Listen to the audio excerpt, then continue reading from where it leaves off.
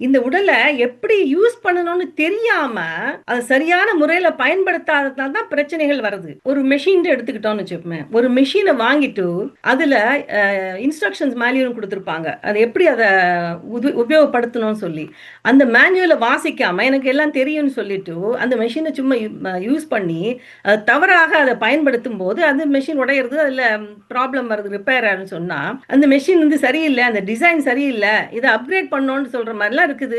அது சரி சரியில்லன்னு நமக்கு தெரியுது இல்லையா? அப்போ அந்த உடல்ல நமக்கு மேனுவல் உடலுக்கு இன்ஸ்ட்ரக்ஷன் மேனுவல் எங்க குடுத்துருக்காங்கன்னு ஒரு கேள்வி வரும் நமக்கு. அந்த இன்ஸ்ட்ரக்ஷன் மேனுவல் தான் நம்மளோட இன்ஸ்டிங்க்ட். நமக்கு அந்த உள்ளுணர்வு, நமக்கு அந்த அம் பிரபஞ்ச ஆற்றலோட, அந்த பிரபஞ்சத்தில் உள்ள அவ்ளோ ஞானத்தோட நம்ம இணையறதுக்கெல்லாம் அந்த இணைப்பு குடுக்கப்பட்டிருக்குது. அந்த இணைப்பின் மூலமாக நம்ம என்னது இன்ஸ்ட்ரக்ஷன் மேனுவல்ல தெரிஞ்சுக்கலாம். இப்ப பறவைகள், விலங்குகள், தாவரங்கள்லாம் அவங்கள என்ன இயற்கையாக அவங்க வந்து எவ்வளோ விஷயத்த பண்றாங்க. ஒரு பறவை வந்து எவ்வளோ அழகா ஒரு கூடு கட்டுறது. அதுன்னு இன்ஜினியரிங் காலேஜுக்கு போச்சா, அது எப்படி அந்த டெக்னாலஜி எப்படி அந்த சுள்ளியல யூஸ் பண்ணி அந்த களிமண்ண வச்சு அத திடப்படுத்தி, அழகா அதுல பஞ்சு மாரி இறகையெல்லாம் போட்டு இப்படிலாம் பண்றதே, அதுக்கு என்ன பள்ளிக்கூடத்துல போய் படிச்சுதா? யாராவது சொல்லிக் குடுத்தாங்களா?